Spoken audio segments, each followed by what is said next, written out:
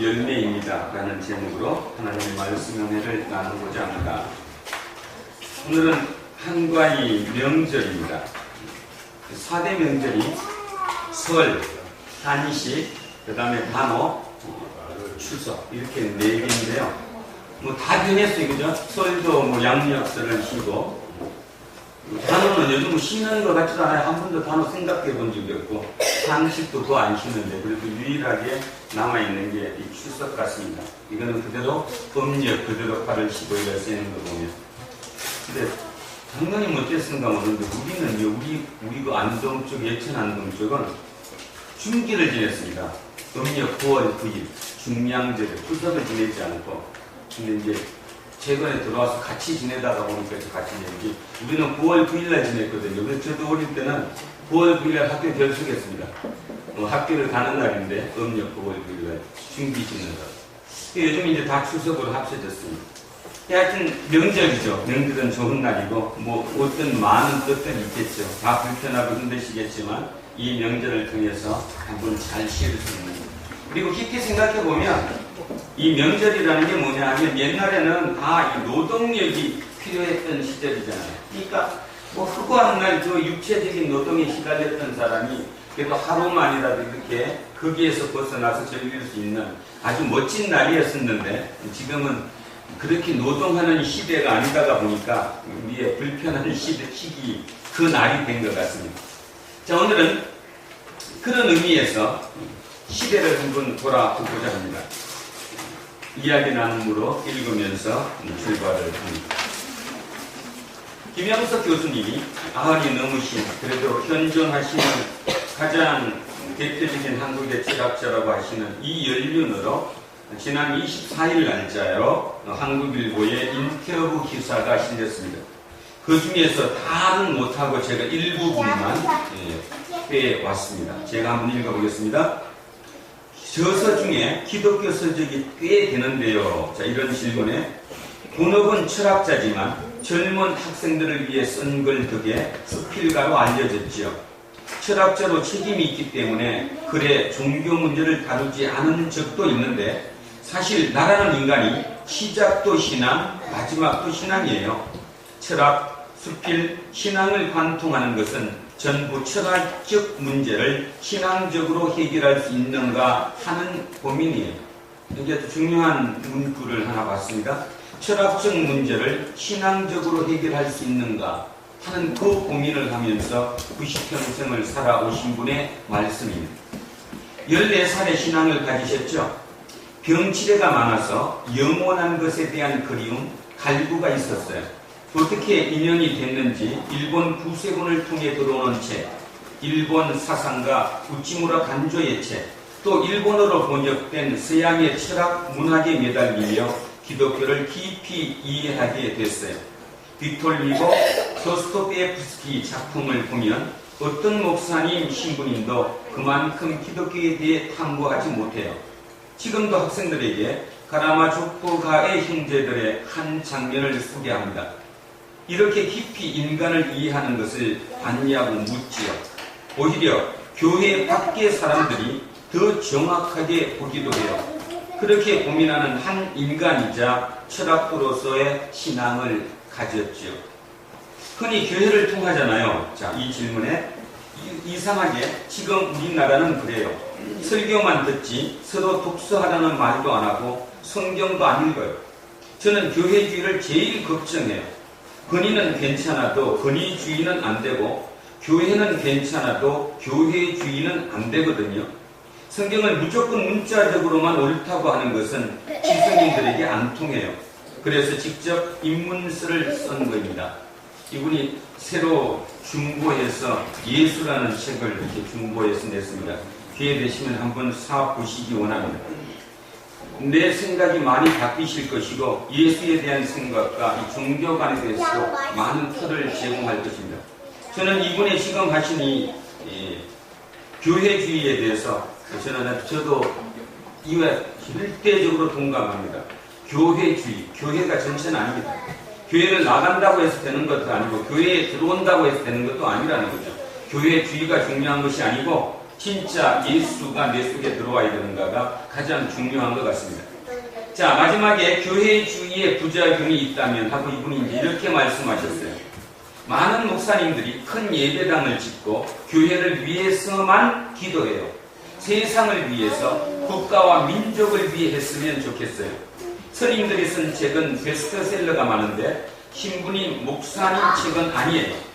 스님들은 인생을 이야기하는데 목사님들은 교리만 말해요. 신앙을 가진다는 것은 예수님 말씀을 인생관과 가치관으로 삼는다는 것이에요. 그 정신은 오로지 자유, 평등, 박애예요. 이것을 빼고 믿으라면 믿을 사람이 없겠죠. 교회가 이 정신을 잃으니 사람들이 무신론, 휴머니즘, 인문학에 매달리게 되고 교회는 버림받죠. 덴마크 등의 교회가 문 닫는 건 많이 봤어요. 셋이 둘 되고 둘이 하나 되고 600명, 700명 가득 차던 예배당에 저와 아내 포함 20명만 앉아 있는데 목사님 5분이 나와서 문만 바라봐요. 누가 안 들어오나. 언젠가 우리 교육 수준이 높아지고 지성이 늘면 그렇게 될 텐데 정신의 회복 없이 교회가 항상 클 줄 아는 것은 착각이에요. 우리는 나 복받고 은혜 받는 것만 알지 그런 것은 몰라요. 예언의 말씀입니다. 예언의 말씀. 우리는 구약의 예언자들을 읽습니다. 선지자라고도 얘기하고 선지서들을 읽죠. 그분들의 그 시대의 얘기나 지금 이 김영숙 교수가 오늘 우리에게 하는 얘기나 전혀 다를 바가 없습니다. 근데 우리는 참 이 아이러니하게도 이런 분들의 얘기는 뭐라고 믿느냐 하면 저 예수쟁이 아니야. 마귀가 싫었어. 사탄적인 얘기야. 이렇게 얘기를 하죠. 그러면서도 이상하게 또 이 구약에 있는 선지서는 또 잘 믿어요. 구약에 있는 예언자가 바로 이런 분들입니다. 그 시대에 퉁탈을 해서 뭔가 문제가 있다고 예언적인 얘기를 하는 사람들, 그들이 바로 예언자죠. 자, 그래서 오늘은 예언자 예레미야의 글로 출발을 해보겠습니다. 자, 앞으로 쭉 넘기셔서 구약 성서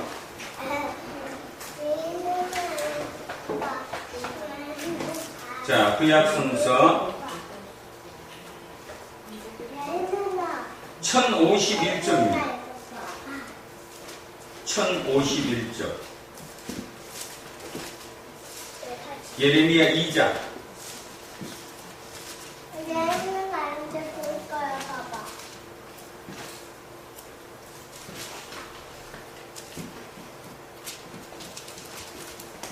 자, 8절 한번 같이 한번 읽겠습니다. 예레미야 2장 8절 1051쪽입니다. 자, 같이 한번 읽습니다. 시작. 제사장들은 여호와께서 어디 계시냐 말하지 아니하였으며 율법을 다루는 자들은 나를 알지 못하며 관리들도 나에게 반역하며 선지자들은 바알의 이름으로 예언하고 무익한 것을 따랐느니라. 언제요? 이 시대 때. 이 시대 때가 언제냐 하면 예레미야 지금 이 얘기를 하는 이 시대가 언제냐 하면 남이스라엘이라고 부르죠. 북이스라엘, 남유다라고 얘기하는데 남유다는 587년에 망했습니다. 주전 587년. 주님이 오시기 전 587년에 남유다가 망했는데 그 남유다가 망하기 이미 한 130여 년 전에 북이스라엘이 망했어요. 북이스라엘이 아시리아한테 망했는데 아시리아한테 망할 때 남쪽도 망하게 되는데요. 망하지 않는 조건이 뭡니까? 화친한 거죠. 우리가 조공을 바치겠다. 그래서 살아났습니다.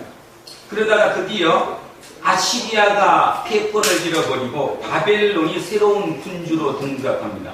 그 바벨론에 의해서 남유다가 587년 망하게 되죠. 망하기 40년 전의 얘기입니다. 지금 오늘 이 읽은 이 글은 예레미야가 망하기 40년 전에 너네 망한다 정신 차려라 하면서 부르짖은 말씀입니다. 이걸 오늘로 해석을 한번 해보죠. 이런 말입니다. 제사장들은 여호와께서 어디 계시냐 말하지 아니하였습니다. 제사장이 누굽니까? 목사들이지. 목사들이 하나님 얘기를 하지 않는 거예요. 하나님이 어디 계시냐, 하나님의 뜻이 어디 있느냐고 전혀 얘기하지 않는다는 겁니다. 지금도 똑같죠.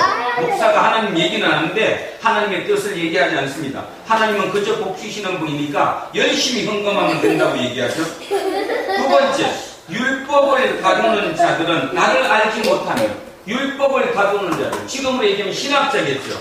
신학자들이 하나님을 몰라요.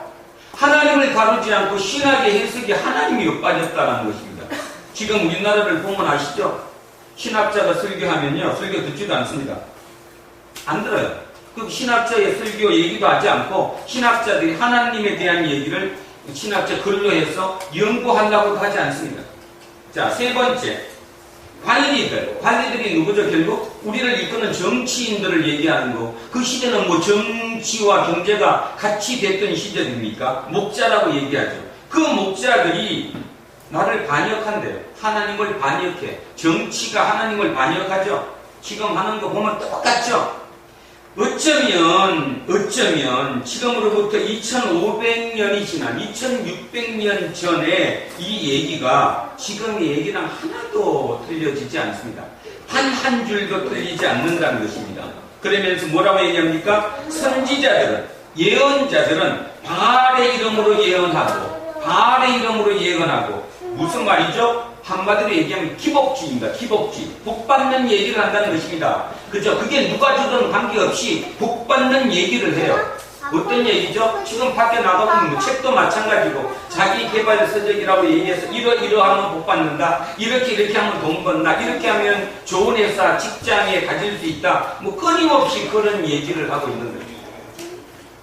김영숙 교수의 얘기도 이와 똑같은 것입니다. 좀 전에 읽었던 이 얘기도 이 얘기하고 하나도 틀리지 않습니다.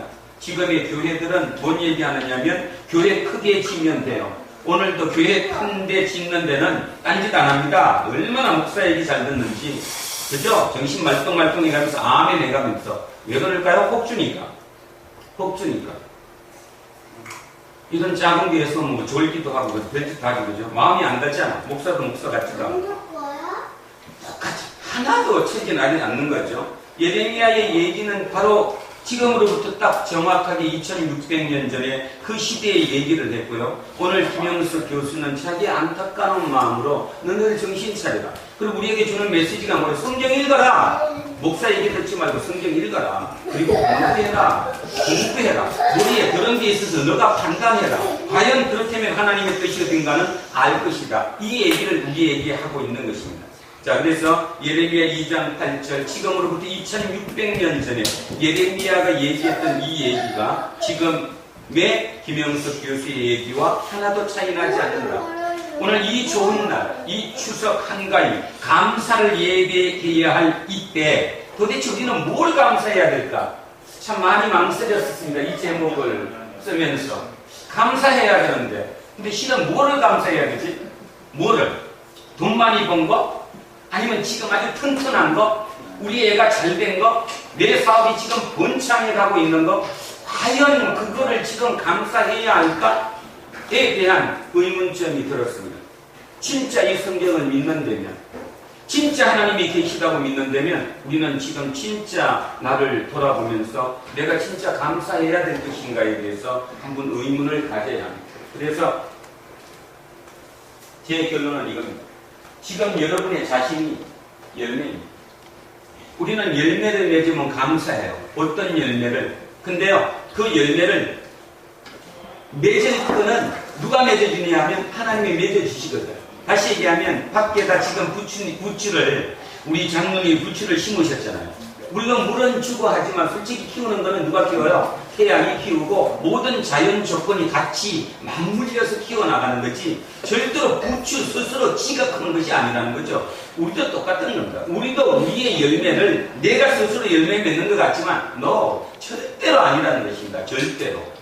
누군가의 기도로, 누군가의 배려로, 누군가의 격려로 그런 걸 통해서 우리는 지금 그 열매를 맺는데 문제는 어떤 열매를 맺는가의 문제인데 그 열매를 뭘 보면 아느냐? 지금의 자신을 보면 안다는 것입니다. 여러분이 오늘 심은 것이 뭔지를 알면 그 열매가 뭔지를 안다는 거죠.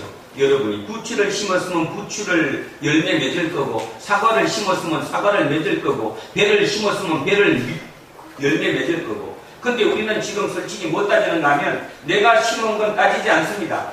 따지지 않고 무조건 큰 것만 맺히면 되는 거예요. 큰 것만 맺히면. 딸기가 배 같은 딸기가 열리면 되는 거지, 그죠? 그거 먹으면 안 되는데, 변성인데. 우리는 지금 그 유전자 변형이라고 얘기하는데, 유전자 변형이고 뭐고 필요 없어. 열매만 크면 무조건 복 받았다고 생각하는. 그래서 우리를 오늘 진정으로 한번 돌아봤으면 합니다. 그래서 오늘 제가 카이로스, 크로노스도 한번 말씀을 드려보자 합니다. 크로노스, 여러분 얘기합니다. 이건 그냥 시간이죠. 지금 있는 이 물리적인 시간입니다. 지금도 째깍째깍 저 지금 시계가 움직이고 있는 저 시간을 크로노스라고 얘기합니다. 그에 반해서 카이로스도 시간인데 이 시간은 어떤 시간이냐? 기회라는 시간이죠. 카이로스의 원 의미는 제우스 신의 아들입니다. 카이로스가 제우스 신의 아들 중에 기회라는 신, 그 신의 이름이 카이로스입니다. 여러분 카이로스 여러분 많이 들으셨는데 앞에 머리는 무성한데 뒷머리는 없다는 거 들어보셨죠? 그 뭔 뜻이에요? 날아갈 때 못 잡으면 순간적으로 잡지 못하면 뒷머리는 이미 지나간다면 못 잡는다고 하는 그 신, 제우스의 아들의 신, 그 기회의 신 이름이 카이로스입니다. 근데 카이로스는 이쪽 속에는 저울을 들고 있고 저울, 이쪽 속에는 칼을 들고 있습니다. 무슨 뜻이죠? 저울을 들고 칼을 들었다? 저울은 뭡니까? 판단이죠. 빨리 판단해라. 순간적인 판단을 하면 칼같이 결단을 내려라. 판단과 결단입니다. 이게 카이로스거든요. 그 카이로스의 기회를 우리가 놓치게 되면, 오늘도 이수영 집사님이 아까 기도하시면서 오늘도 하나님의 말씀을 내가 받아들일 수 있는 그런 기회를 달라고, 그런 성령의 역사함을 보여달라고 기도하셨는데, 진짜 우리는 그 오늘이 내 카이로스만 될 수 있다면 내 인생은 바뀔 수 있는 거죠.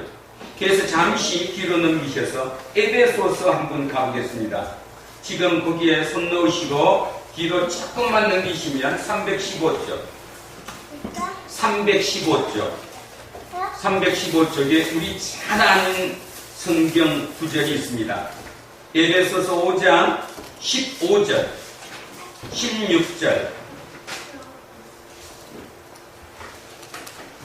자, 17절까지만 한번 읽어보겠습니다. 15, 16, 17절까지만 한번 읽겠습니다.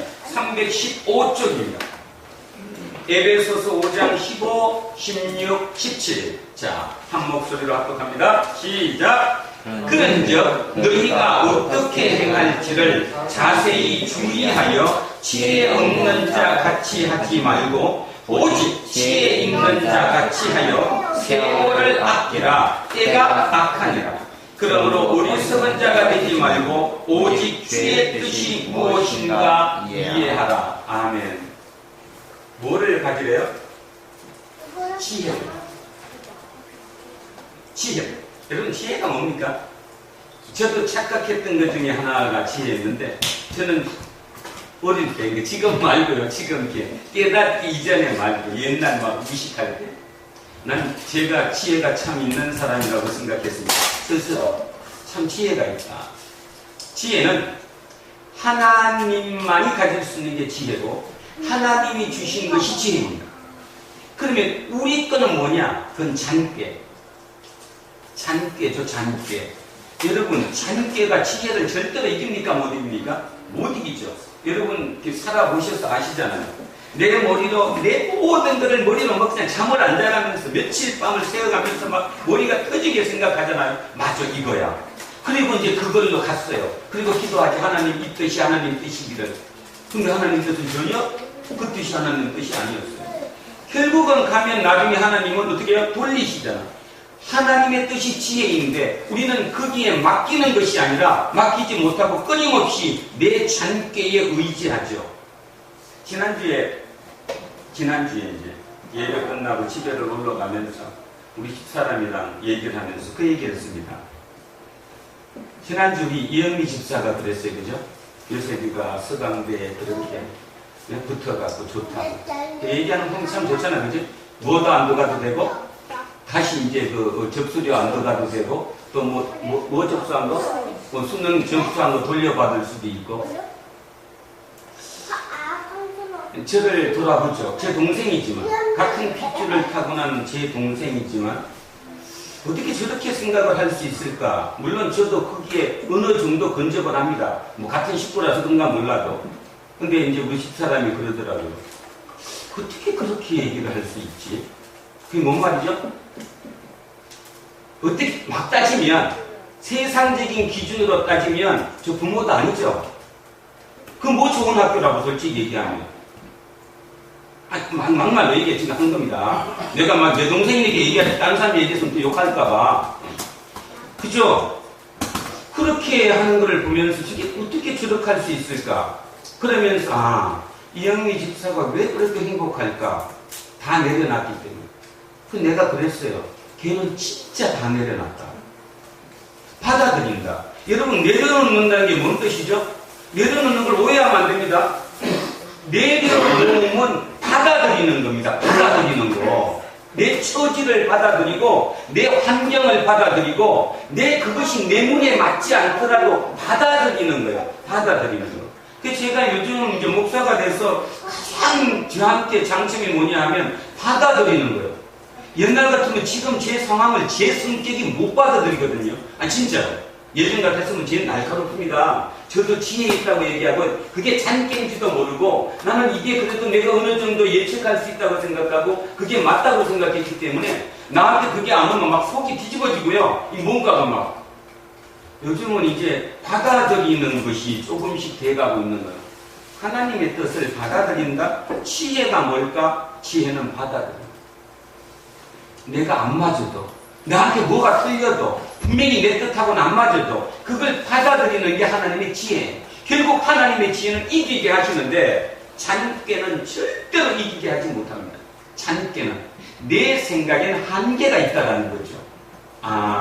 그렇구나. 그렇게 본다면 예수님께 오셔서 얘기했던 거, 사도 바울이 우리에게 얘기하는 모든 얘기가 다 맞아 들어갈 수 있다. 바울이 자기의 그 지성과 지식과 모든 것을 뭐라고 했어요? 배설물이라고 얘기했잖아. 똥이라고 얘기했는데 우리가 배설물이가 좋은 말 그렇지만 똥이라고 얘기했잖아. 똥이라고. 그럼 말이 될까요? 만만하지 않습니다. 그 사람 얘기가 그 언제적 얘기인가 하면 40이 넘어서 얘기거든요. 40이 넘어서 그 시대의 당대의 최고 엘리트가 어쩌면 이 김영석 교수보다 더 뛰어났던 철학자가 40이 넘어서 예수를 만난 다음에 자기 아는 걸 모두 똥이래요. 내려놓음이고 받아들임이죠. 그게 지혜라는 것입니다. 그래서 지혜에 들어가면 모든 게 해결이 다 되더라고요. 진짜 해결이 되더라고요. 그래서 지혜. 잔꾀를 부리지 말고 지혜다. 여기도 이런 말이에요. 그런즉 너희가 어떻게 행할지를 자세히 주의하여 지혜 없는 자 같이 하지 말고 지혜 있는 자 같이 해라. 그러면 어떻게 하느냐? 세월을 아끼라. 여기서 이 세월이 카이로스입니다. 여기 이 단어가 이 단어. 카이로스를 아껴라. 기회를 아껴라. 그 말은 뭐예요? 아끼다. 아끼다 보니까 또 우리는 뭐 이렇게 우리식으로 아끼다는 게 아니라 원뜻은 잡으라는 것입니다. 기회를 잡아라. 기회를 놓치지 말라. 돈을 써서라도 잡아라. 어떤 노력을 해서라도 그걸 잡아라. 카이로스를 잡으라. 기회를 잡으라. 그게 세월을 아끼라는 뜻이에요. 그런데 뭐가 약하대요? 때가 악하대요. 우리 얘기했던 것처럼 아까 예레미야서 2장 8절의 얘기처럼 세상이 너무 악해요. 악해. 근데 우리는 그걸 악하다고 느끼지 못하죠. 왜냐하면 그 힘이 크거든요. 그 힘이. 여기 있는 저를 비롯한 모든 사람, 그죠? 이 힘이 너무 크거든요. 만몬의 힘이 어느 정도 클 정도가 아니라 하나님을 훨씬 능가하거든요. 그래서 우리는 하나님 지혜를 못 갖는 거예요.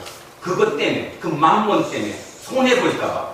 다음 달에 100만 원 없으면 어떻게 살지? 다음 달에 기름값 없으면 나 어떻게 해? 그 걱정 때문에 하나님을 제대로 믿는 거죠. 예수님도 말씀하셨잖아요. 뭐를 할 수 없다고요? 두 신을, 만몬과 하나님을 동시에 섬길 수 없다. 그런데 지금 대한민국의 교회는 요상이에요. 요상이에요. 뭐가 요상하죠? 어디에도 없는 그 복음이 나와가지고, 복음이 뭐냐 하면 하나님의 힘으로 만몬을 얻는 거. 그죠? 우리 윤상각 선생님은 그걸 못 들어서 지금 전화기 연세에, 그치? 구원의 길로 들어가셨잖아요. 그죠? 지금 만약에 윤 선생님이 돈을 많이 버시고 지금 전혀 이런 얘기를 들어봐야 뭐 웃기는 얘기, 저 목사 미쳤나봐, 지금 어떤 세상인데, 그렇게 생각하셨다면 우리는 구원을 잃어버리는 건데, 그 구원과 맞바꿀 생각을 한 번도 하지 않는다는 거죠.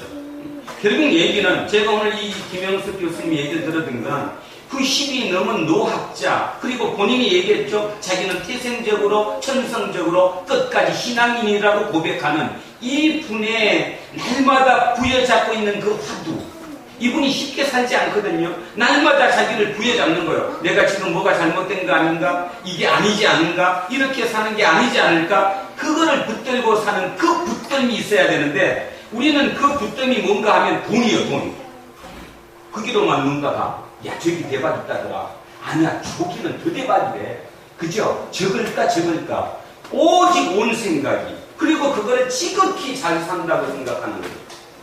오늘 이 추석 명절에, 조상을 생각하는 이 추석 명절에 제가 이렇게 거북한 말씀을 드리는 이유는, 누가복음에 나와 있는 거지와 나사로 얘기입니다.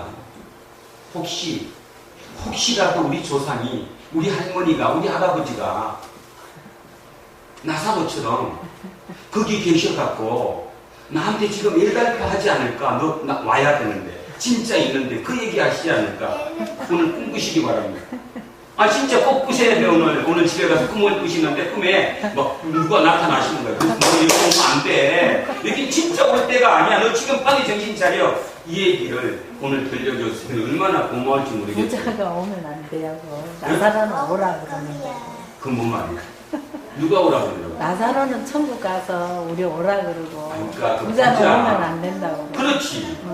그러니까 그 두 분 중에 어떤 분이 오시든 간에 확실한 사실은 거기가 있다는 그 사실 때문에 오늘 답답해하지 않을까, 그 생각을 제가 오늘 이 명절에 가졌습니다. 오늘 우리는 명절을 세면서 사람들을 생각하죠. 조상들을 생각하고 차례를 지냅니다. 뭐 지내는 행위 자체의 문제가 아니라 도대체 어떤 뜻으로 지낼까에 대한 단위죠. 아마 그걸 지내면서도 그 생각할지 모릅니다. 조상의 은덕이 없어서 내가 지금 못 산다, 이렇게 한다거나 그렇게 생각한다면 우리의 판단은 잘못된 것이겠죠. 자, 그래서 17절 제가 마지막 읽겠습니다. 때가 악한 때입니다. 지금 진짜 때가 악한 때라서 우리는 카이로스의 시간을 잡아야 합니다. 지금 우리가 카이로스를 놓치면 또 언제 어떻게 될지 우리는 모른다는 거죠. 그래서 17절 이렇게 얘기합니다. 그러므로 어리석은 자가 되지 말고 오직 주의 뜻이 무엇인가 이해하라. 주의 뜻이 무엇인가 이해하라. 근데요, 그 주의 뜻이 무엇인가 우리가 이해할 수가 없습니다. 누가 오시기 전까지는, 성령님이 내게 오시기 전까지는, 성령님이 내 속에 들어오면 그 모든 것이 해결되죠. 오늘 우리의 기도는 우리 속에 있는 성령님을 깨우는 것, 그것이 오늘 우리의 기도입니다. 자, 오늘의 본문으로 들어가면 이제 이 얘기, 사도 바울이 왜 저렇게 그 심한 얘기를 하셨을까에 대한 답을 얻을 수 있을 것 같습니다. 오늘 자, 한 가지.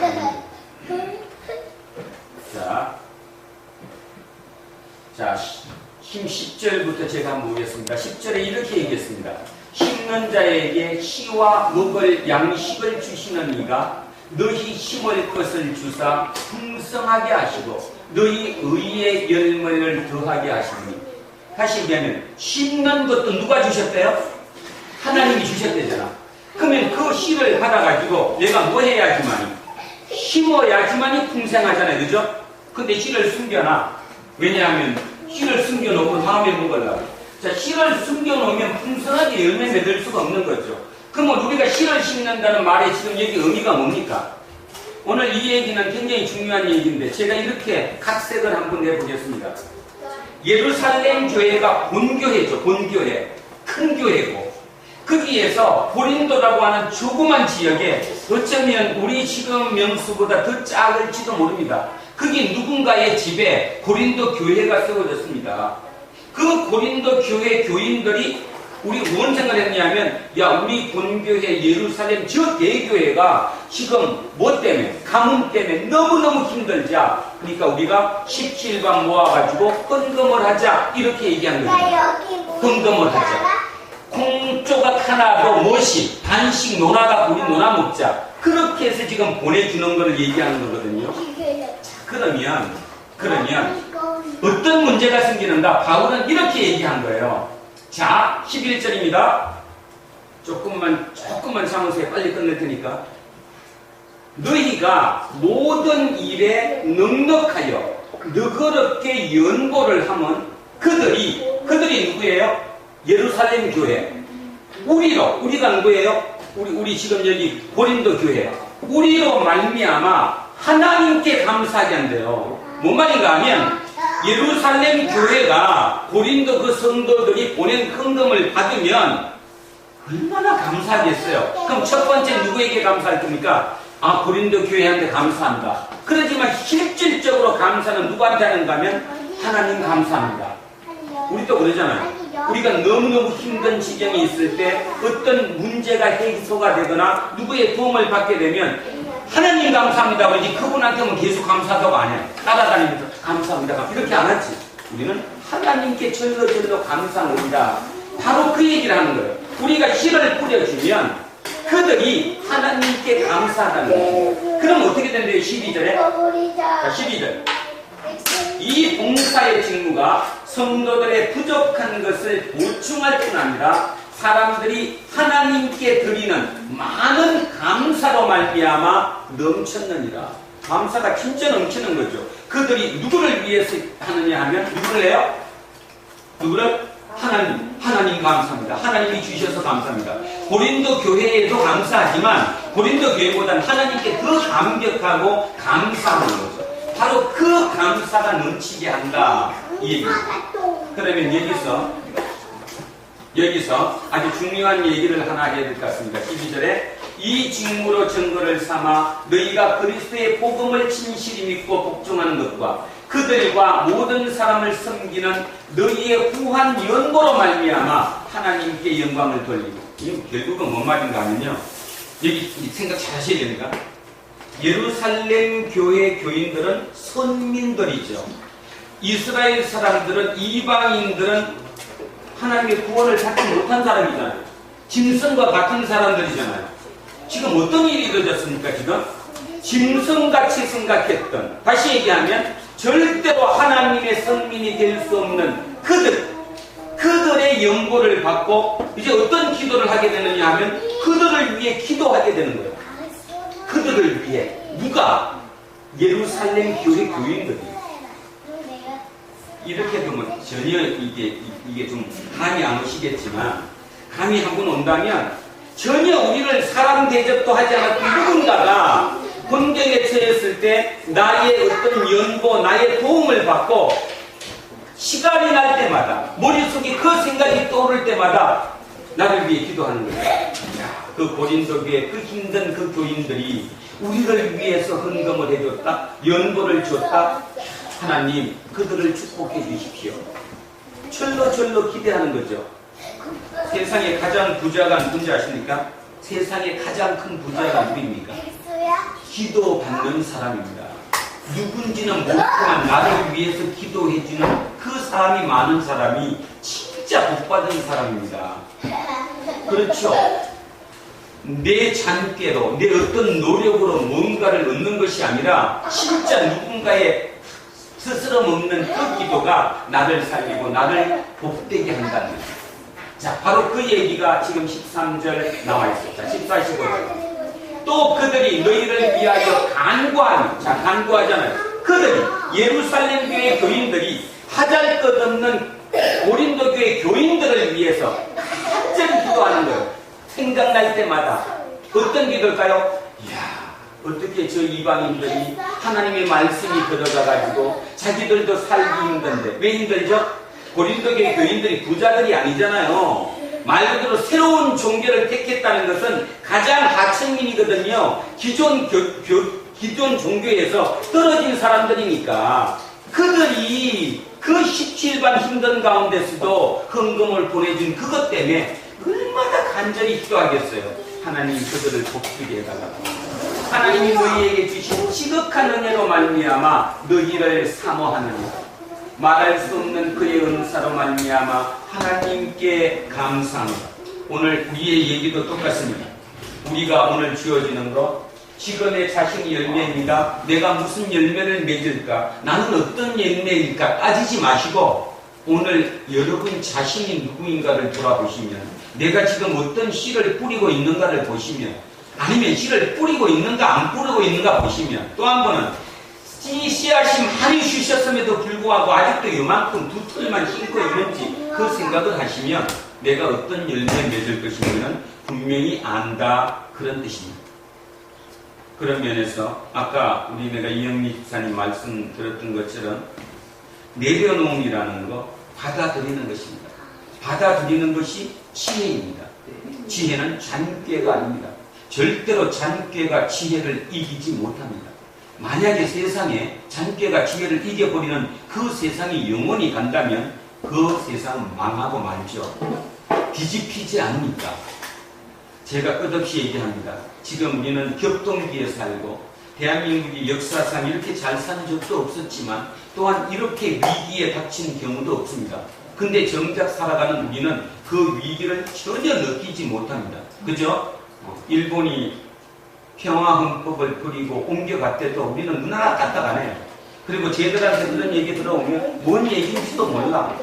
지금 쟤네들한테 머릿속에 든 건 어떻게 하면 요거 더 생겨갖고, 어떻게 하면 대박 맞고, 어떻게 하면 좋은 차 타고, 어떻게 하면 내가 세상 살 거 생각하지 민족이고 나라고 없는 것이죠.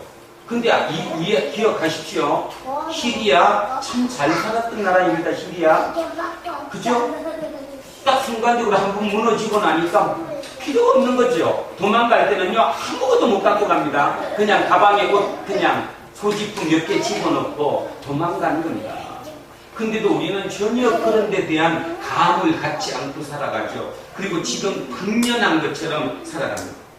그래서 진짜 우리가 열심히 기도해야 되는데 어떤 기도를 해야 되느냐? 나라를 위해서 기도해야 합니다.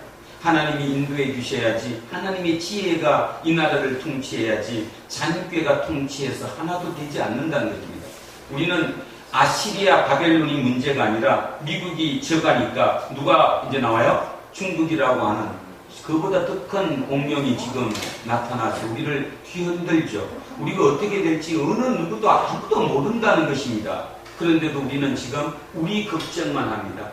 오늘 하루 먹을 내 양식만 걱정한다는 거죠. 기도는 나를 위해서 하지 말라고 했습니다. 오늘 우리 아까 마태복음 읽었죠? 무엇을 위해 기도하지 말라. 먹고 마시는 것에서 기도하지 말래요. 다 안 돼요, 그거든. 그러면 하나님이 다 아신다는데 그럼 우리 보고 기도를 하라고 했거든요.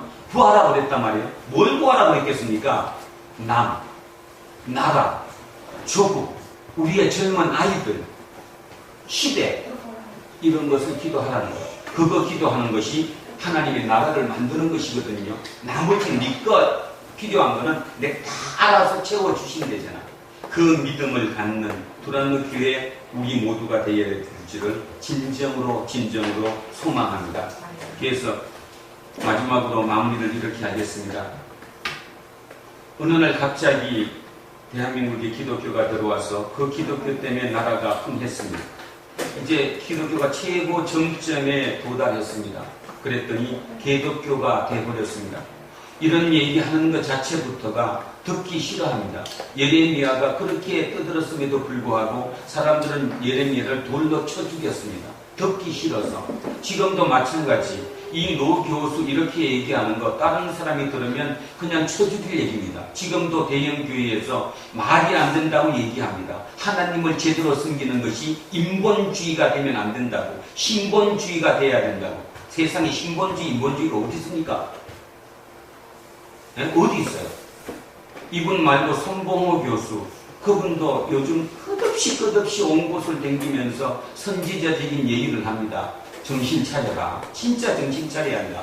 바로 그것이 우리의 예언서예요. 예레미야, 이사야, 나와있던 모든 예언서가 그 시대를 얘기했던 예언서라는 걸 기억하시면서 우리 이 시대의 예언을 잊지 않고 듣는 저와 여러분, 그리고 진정으로 하나님이 기뻐하시는 하나님의 뜻을 헤아리는 우리, 그래서 진정으로 천국에서 우리 모두는 같이 만날 수 있기를 소망합니다. 기도하겠습니다.